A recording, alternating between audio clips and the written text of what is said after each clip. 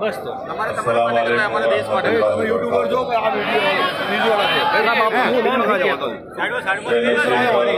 मुँह ना नहीं क्या तो बना हुआ तुम बड़ा हुआ था तुम गाना बोला माइक चालू करो माइक चालू है चालू इस्माइल साहब रुकने असम्बली मालेगांव महाराष्ट्र मजलिस इत्तेहादुल मुस्लिमीन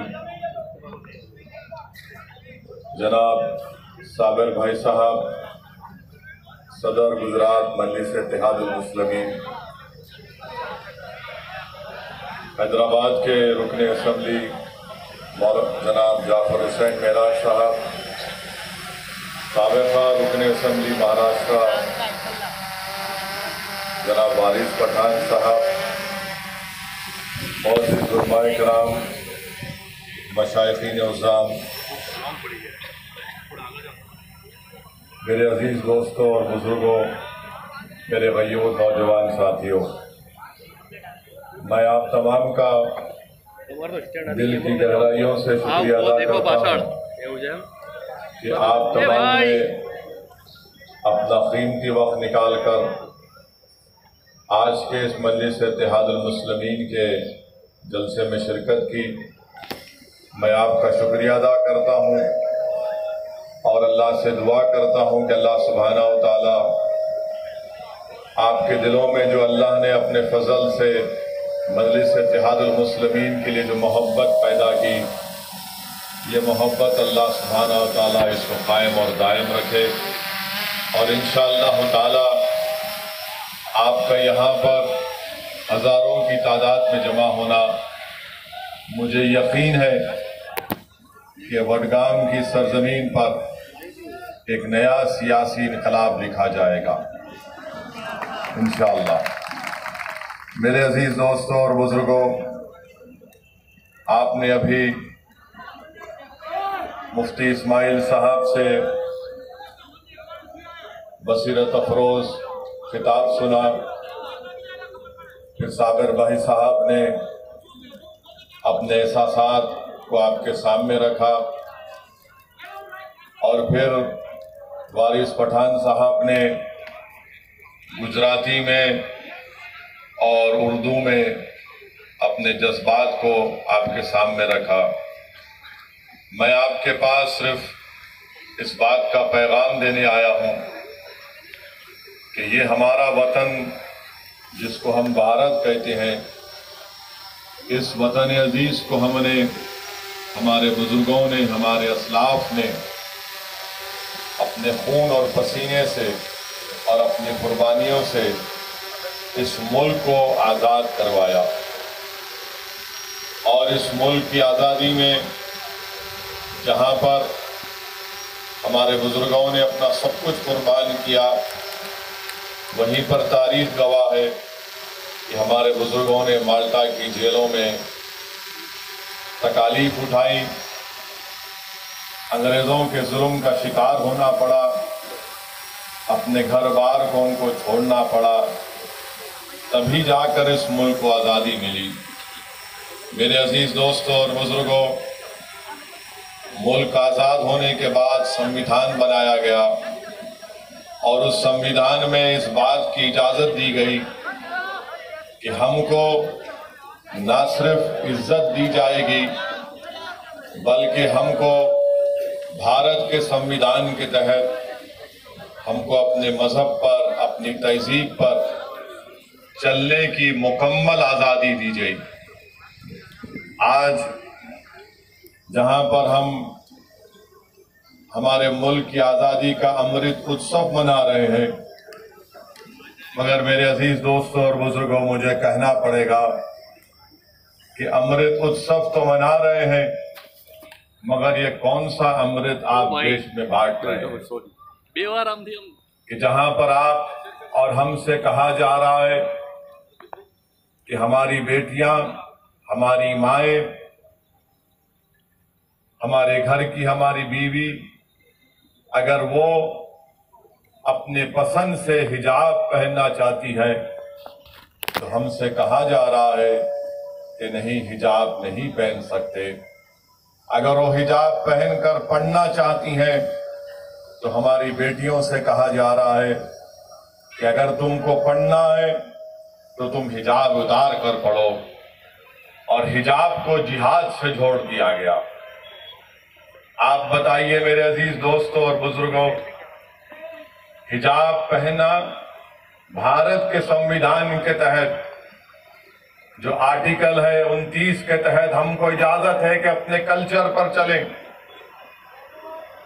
सुप्रीम कोर्ट का फैसला है कि कौन क्या खाता है, अपने घर में क्या पहनता है, वो उसका बुनियादी हक है, फंडामेंटल राइट है, मगर उस पर सवाल उठा रहे हैं।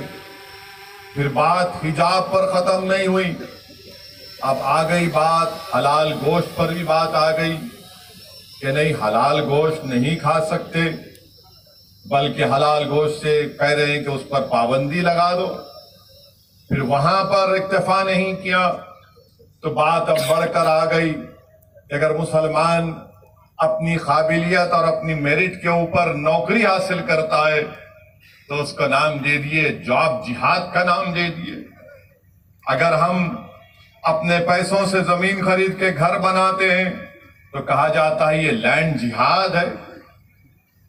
आप बताइए, हिजाब को जिहाद से, हलाल को जिहाद से, घर को जिहाद से, नौकरी को जिहाद से, हर चीज को मुसलमानों के ताल्लुक से वतन अजीज में एक नफरत की फिजा पैदा की जा रही है।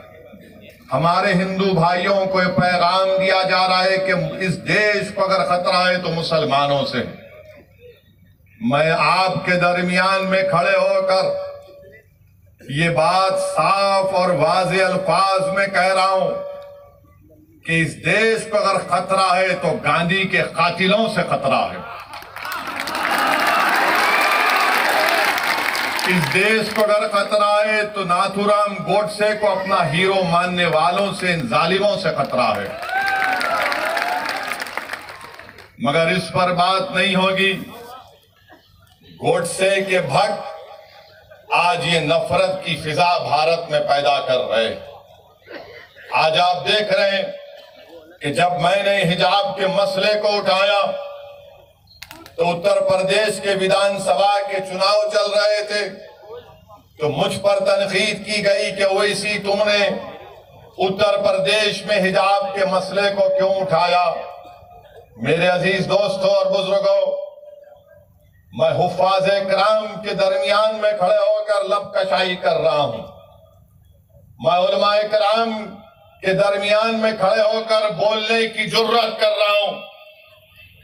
मैं सियासत के मदरसे का तालिब इल्म हूं और सियासत सीखने की कोशिश कर रहा हूं, और सियासत का तालिब इल्म होने की बुनियाद पर मैं ये कह सकता हूं कि हर चीज इस्लाम दुश्मन ताकतें ये देखती हैं कि मुसलमानों को मुल्क के एक हिस्से में चुमटी देकर देखो, तनकीद करके देखो, इनको हिलाकर देखो, इनका रद्दी अमल क्या होगा।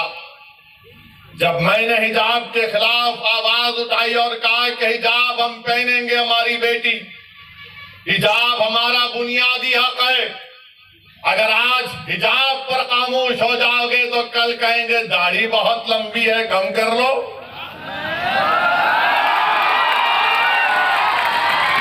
हमारी दाढ़ी पर बोलेंगे, उनकी दाढ़ी पर नहीं बोलेंगे।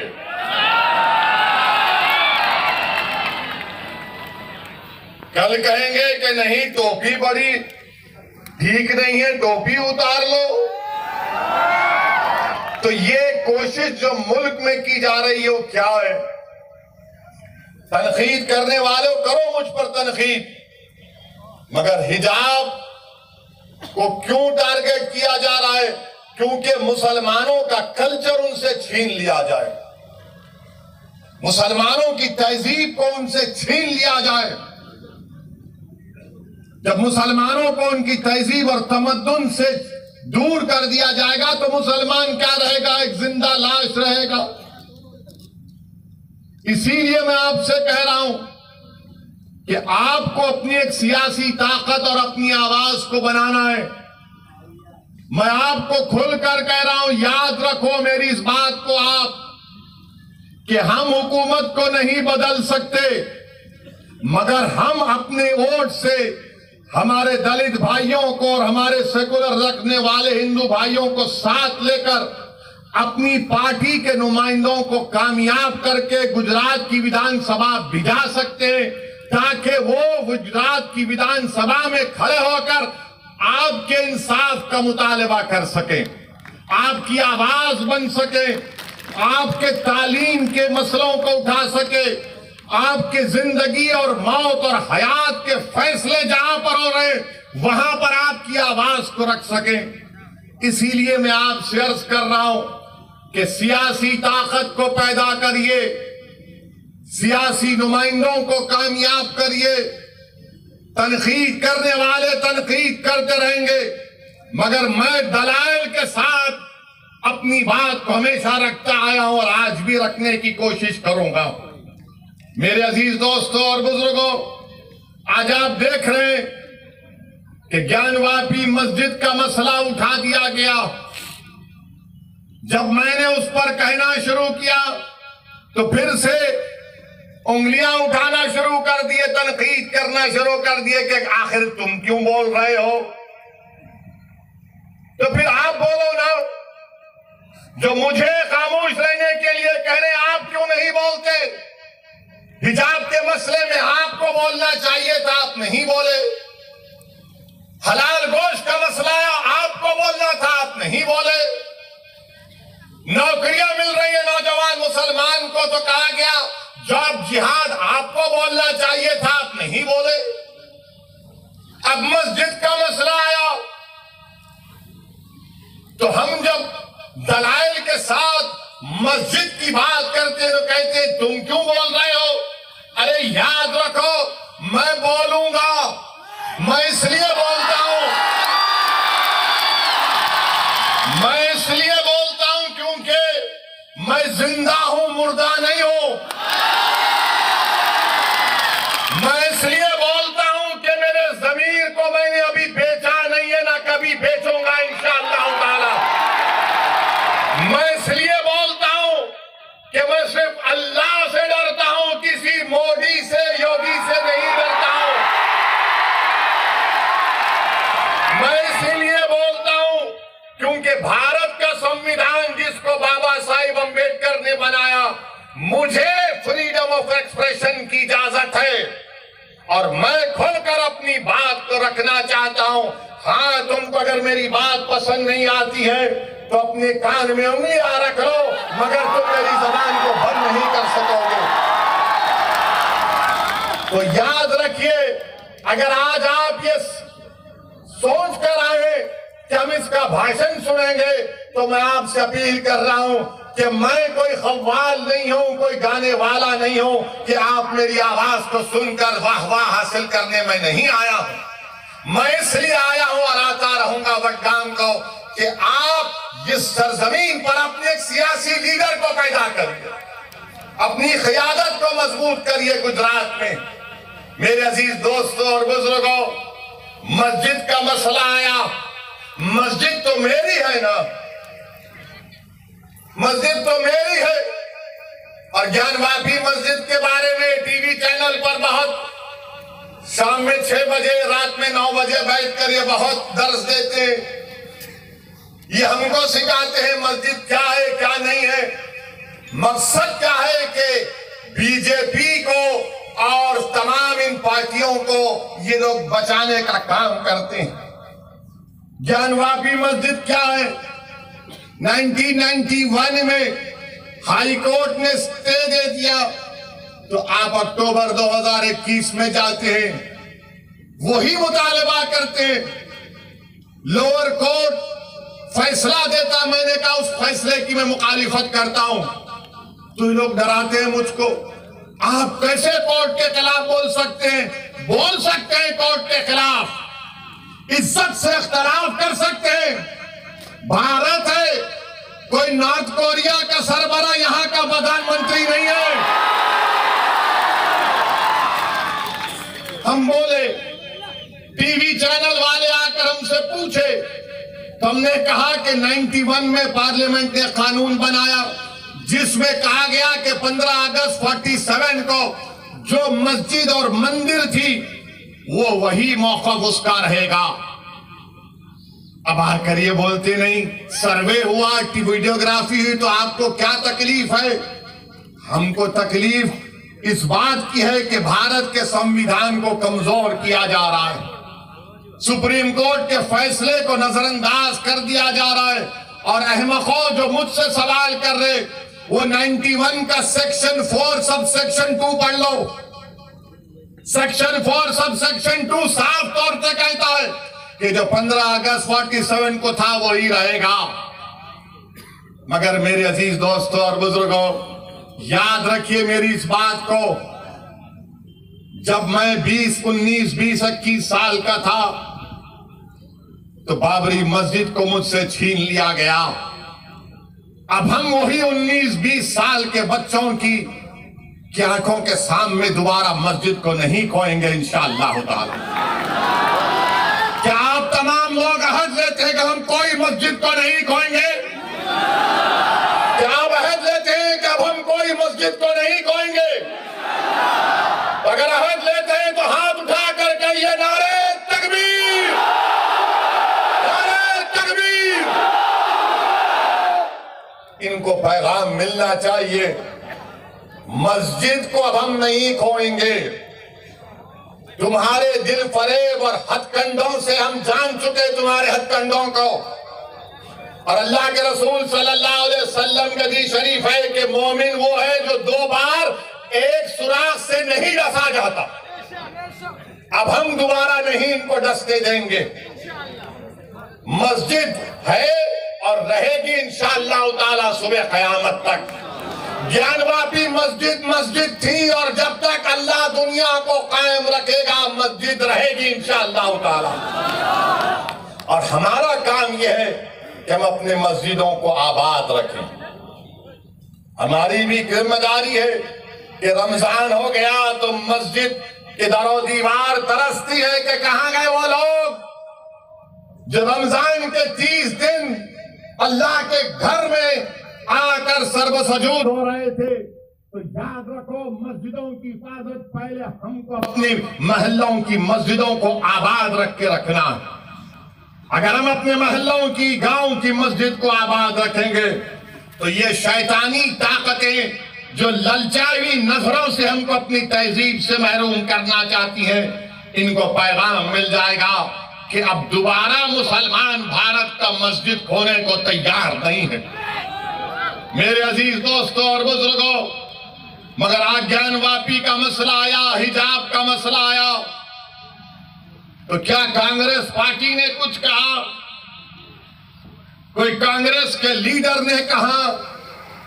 नहीं बोलेंगे। क्या समाजवादी के या आप पार्टी के किसी कायद ने कहा? नहीं बोलेंगे। क्यों नहीं बोलेंगे? क्योंकि इनको मालूम कि मुसलमान तो डराओ, इसको डराओ और डरा कर वोट हासिल कर लो। इनको मालूम कि मुसलमानों का जहन उसमें डाल दिया गया कि नहीं नहीं, आपको सरकार को बदलना है। मेरे अजीज दोस्तों और बुजुर्गों, याद रखिए मेरी इस बात को कि हुकूमत को आप नहीं बदल सकते, अपने नुमाइंदों को आप कामयाब कर सकते हैं। अरे मस्जिद का मसला आया तो नहीं बोलेंगे, हिजाब का मसला आया तो नहीं बोलेंगे, दिल्ली के जहांगीरपुरी में गरीबों की दुकानों को तोड़ दिया गया तो मुंह नहीं खोलेंगे। मैं जब दुकानों को दिल्ली में तोड़ा जा रहा था, जब बुलडोजर दुकान के पास पहुंच चुके तो किसी गरीब ने मुझे फोन करके कहा कि ओवैसी क्या तुम आओगे या नहीं आओगे? मैंने कहा जरूर आऊंगा। पहली फ्लाइट लेकर दिल्ली को जब पहुंचा, हमारे दिल्ली के मजलिस के सदर कलीम हफीज साहब से कहा कि हमको जाना है। हम गए वहां पर, उसी मस्जिद में जाकर नमाज मगरिब अदा की। रास्ते में रोजा खोलना पड़ा, वक्त हो गया था। जिस मस्जिद के सामने उसकी दीवार को और गेट को शहीद कर दिया गया था। आप बताइए क्यों नहीं गए ये तमाम पार्टी के लोग जो मुझ पर इल्जाम लगाते हैं, जो मुझ पर इल्जाम लगाते? जाना था ना, नहीं गए। क्यों नहीं गए? क्योंकि उनको मालूम मुसलमान को डराओ और वो खुद ब खुद आपको वोट देता रहेगा। मैं इस मिजाज में तब्दीली पैदा करने के लिए आया हूं। मैं आपसे कह रहा हूं कि सिर्फ अल्लाह से डरो, इन जालिमों से मत डरो। मैं आपसे अपील करने आया हूं कि आप अपनी आवाज को उठाओ। अगर मुल्क में ये तमाम हालात पैदा हो रहे हैं तो उसका मकसद क्या है कि भारत के मुसलमानों को डराया जाए, उनको खामोश कर दिया जाए और उनको मुसलमान सिर्फ उनकी घर तक रखा जाए और बाहर में मुसलमान के कोई मजारे ना करे। मैं आपसे अपील कर रहा हूं कि हम घर में भी मुसलमान बनकर रहेंगे, बाहर भी मुसलमान बनकर रहेंगे। हालात कुछ भी होंगे मगर हम डर कर मायूस हरगिज नहीं होंगे। हम डर कर अपने घर में नहीं बैठ जाएंगे। हिकमत के नाम पर बुज़दिली के मजारे नहीं करेंगे। मैं आपसे ये नहीं कह रहा हूं कि तशद्दुद पर आ जाओ। मैं आपसे ये कह रहा हूं कि अपने हौसलों को बुलंद रखो। मैं आपसे ये नहीं कह रहा हूं कि तशद्दुद करो। मैं आपसे कह रहा हूं कि सब्र का दामन मत छोड़ो, मगर जब मुकाबला होगा तो हिम्मत और हौसले को बुलंद रखो। और मुकाबला जमहूरियत के दायरे में रहकर होगा। मुकाबला जमहूरियत के दायरे में रहकर होगा। हम पीठ नहीं दिखाएंगे, सीना तान कर अपने हक के लिए लड़ेंगे। ये भारत का संविधान हमको इस बात की इजाजत देता है मेरे अजीज दोस्तों और बुजुर्गों। वहीं पर जहांगीरपुरी में हुआ तो मध्य प्रदेश में सेंधवा में, खरगोन में घरों को तोड़ दिया गया और कहा गया कि पत्थर फेंकते थे। अब बताइए, एक वसीम शेख जिसके हाथ कटे हुए हैं, क्या वो पत्थर फेंक सकता है? जिसके दोनों हाथ कटे हुए, उसकी दुकान को तोड़ दिया। एक 75 साल के ज़ईफ शख्स को खूब पीटा, कहा कि तुमने पत्थर फेंका। तो उस बूढ़े ने कहा, अरे मैं 10 कदम नहीं चल सकता, कहां पत्थर उठाकर फेंक सकूंगा।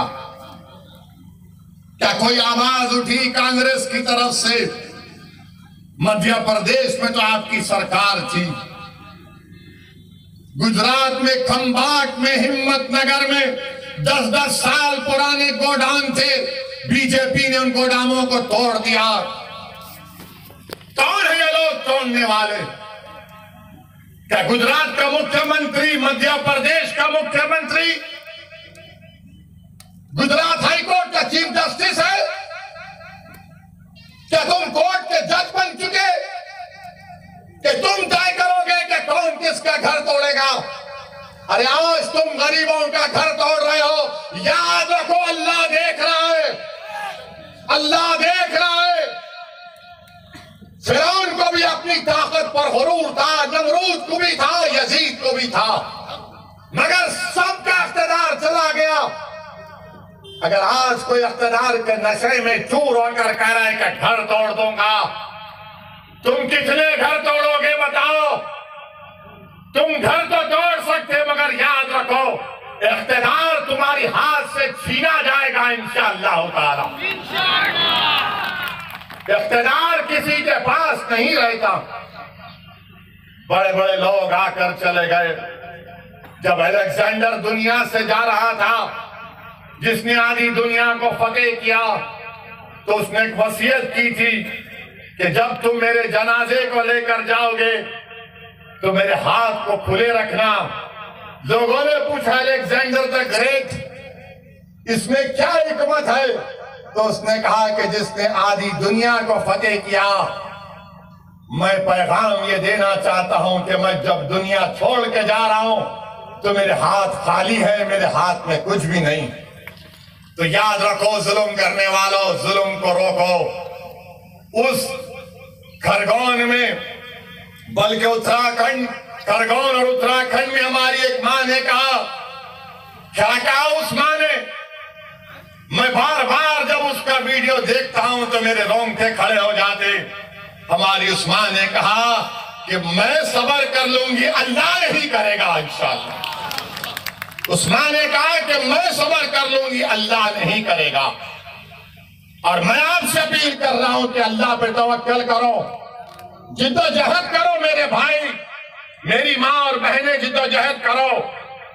सूरह आल इमरान में अल्लाह फरमा रहा है कि सब्र करो, कमर बस्ता हो जाओ और सिर्फ अल्लाह से डरते रहो। हमको जिद्दोजहद करना है।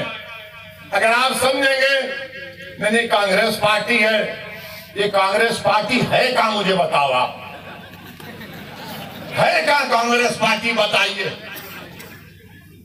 उनके मोहतरम बेचारे हर थोड़े दिन को कहीं ना कहीं गायब होकर निकलते। आखिर है क्या कांग्रेस पार्टी? लोग हम पर इल्जाम लगाते हैं कि ओवैसी के आने से गुजरात में ऐसा हो जाएगा, ओवैसी मजलिस के आने से वो बीजेपी को फायदा हो जाएगा। मैं कांग्रेस पार्टी से पूछना चाह रहा हूं, आपने गुजरात में आखिरी मर्तबा सरकार कब बनाई थी? बताओ कांग्रेसियों, तुमने गुजरात में आखिरी मर्तबा अपनी सरकार कब बनाई थी? आपको मालूम है? कितने साल हो गए? कितने साल हो गए? बच्चे तो नहीं देखे और नहीं देखेंगे इंशाअल्लाह। आप जो बुजुर्ग देखे वो देख चुके, वो भी नहीं देखेंगे। इतने सालों से ओवैसी नहीं आया, इतने सालों से साबिर नहीं आया, इतने सालों से मजलिस नहीं आई। आप कैसे हार गए? कैसे हार गए? क्या मेरे अजिन्नात आकर आपको बोले कि बीजेपी को वोट डालो? क्या मुफ्ती इस्माइल के मौकिल आकर आपको बोले? फिर कैसे आ रहे आप? इसका कोई जवाब नहीं है इनके पास। मगर अब जब आ रहे हैं तो कह रहे हैं देखो हमारे खाली 3 एमएलए हैं, तुम क्यों आए? आप भीख मांग रहे क्या मेरे से? 3 आपके एमएलए हैं, अगर मजलिस उसको 12 कर देगी तो आपका ही फायदा है ना इंशाअल्लाह ताला मजलिस के। हम 3 नहीं चाह रहे, हम बढ़कर चाह रहे हैं, हम अपना हिस्सा चाह रहे हैं। अगर हमारे गुजरात के पटेल भाई मुसलमानों की उनकी आबादी 1 है और उनके 47 एमएलए जीत सकते हैं और हमारे 3 क्यों जीत रहे? बताओ कौन डील कर रहा है? कौन डील कर रहा है? मेरे अजीज दोस्तों और बुजुर्गों, और फिर कांग्रेस के 12 एमएलए बीजेपी में भाग गए। मेरे से पूछ कर गए थे क्या? 12 भाग गए। क्या मैंने उनको बिठाकर हैदराबाद की बिरयानी खिलाई?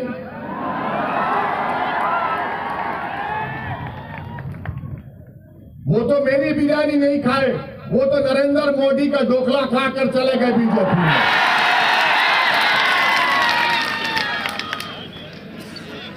अब कांग्रेस पार्टी कुछ नहीं बोलेगी इस पर कि आप क्यों आ रहे?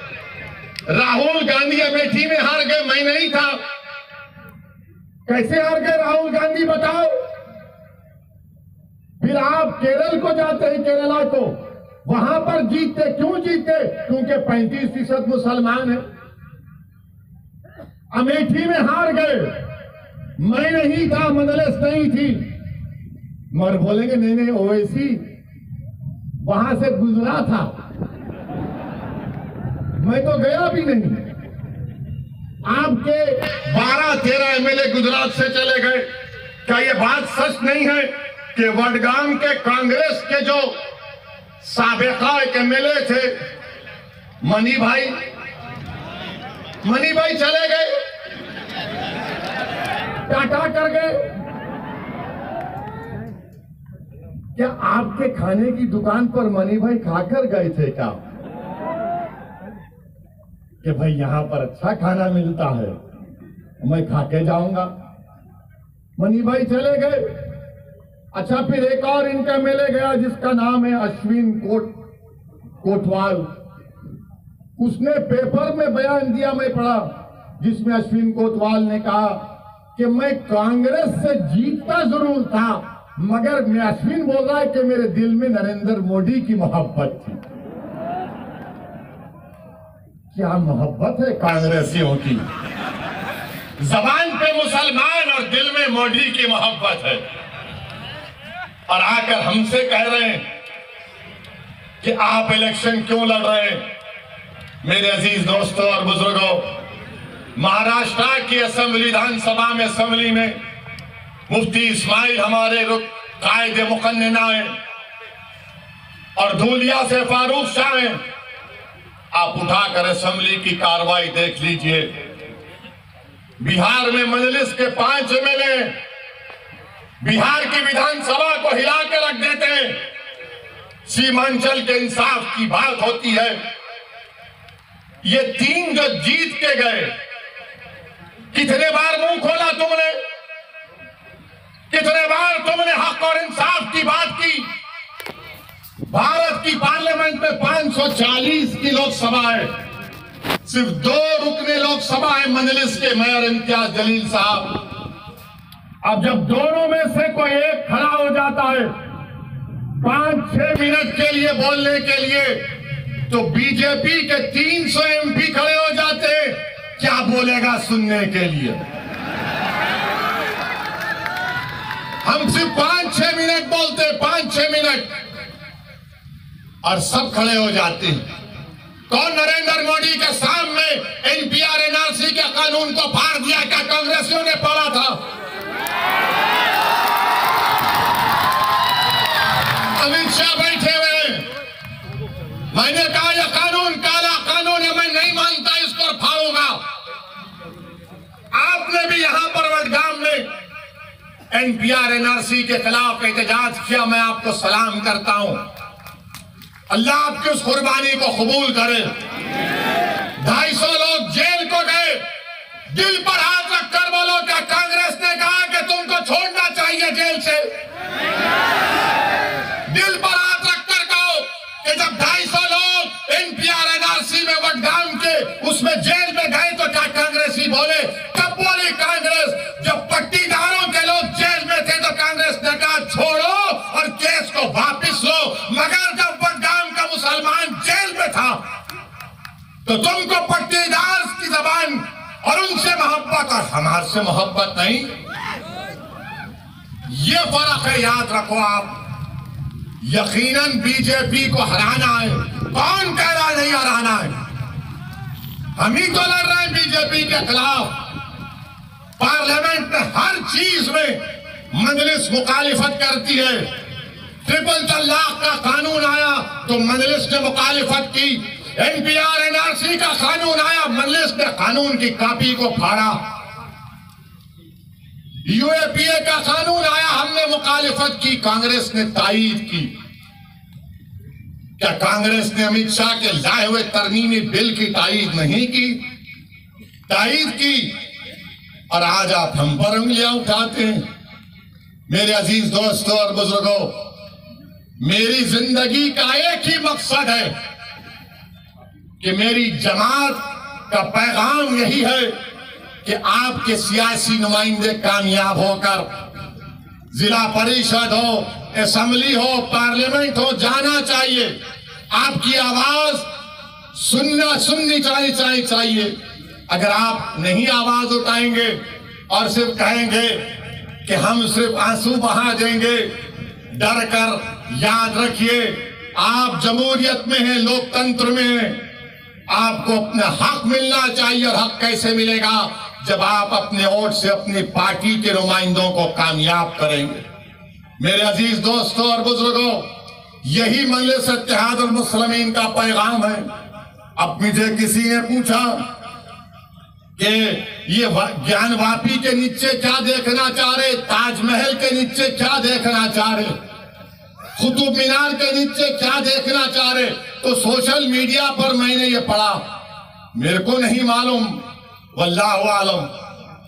किसी ने कहा सोशल मीडिया पर लिखा कि वो ताजमहल देखने गया था, आगरा के ताजमहल के जो क्यूरेटर जिम्मेदार थे उनके साथ, उनका रिश्तेदार था।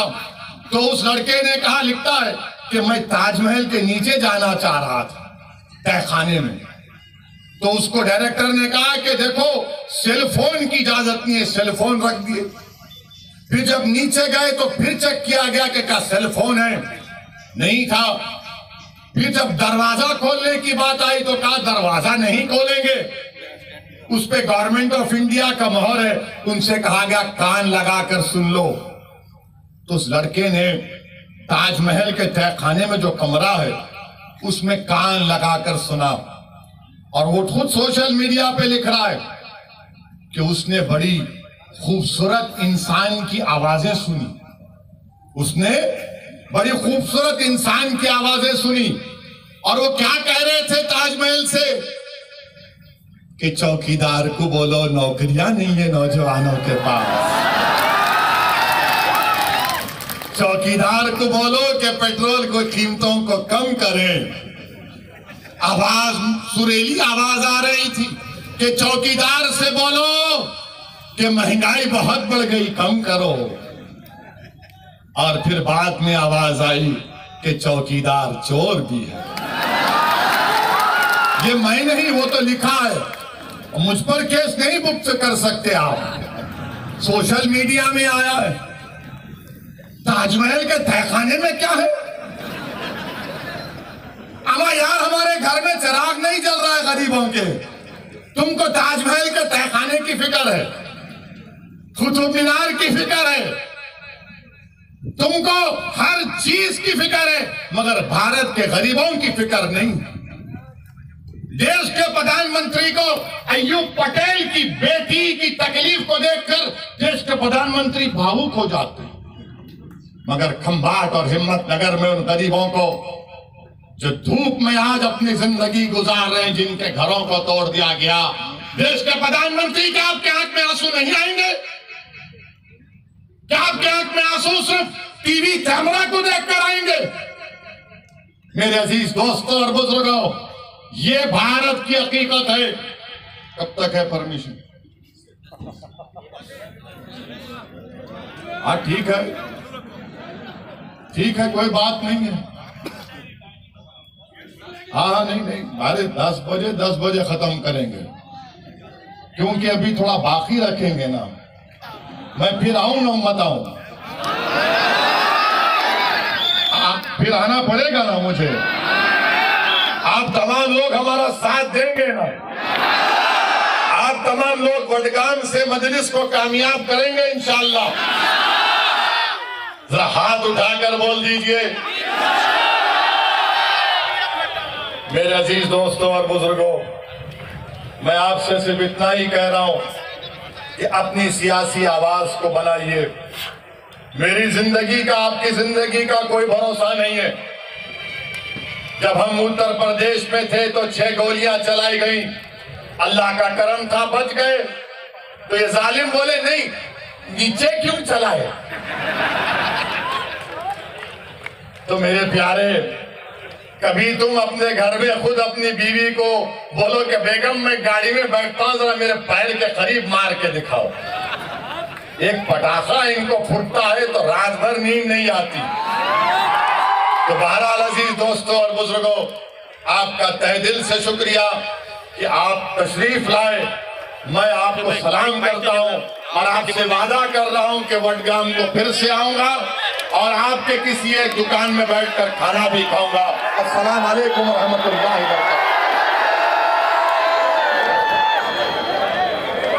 बरकातहू। आप लोग अपनी जगह बैठ जाए।